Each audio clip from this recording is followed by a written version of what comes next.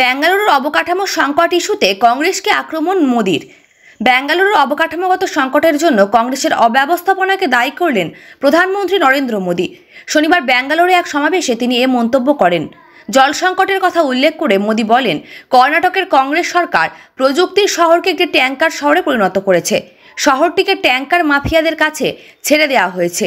কংগ্রেস বেসরকারি খাত বিরোধী, ট্যাক্স প্রদানকারী বিরোধী এবং সম্পদ সৃষ্টিকারী বিরোধী ইন্ডিয়া জোটের লক্ষ্য মোদির দিকে, কিন্তু আমার নজর ভারতের উন্নয়ন ও বৈশ্বিক ভাবমূর্তির দিকে।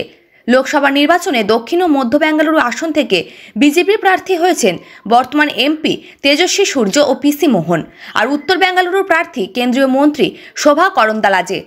এর আগে গত মাসে কালাবুরগি ও শিবমোগায় মেগা সমাবেশ করেছিলেন মোদি।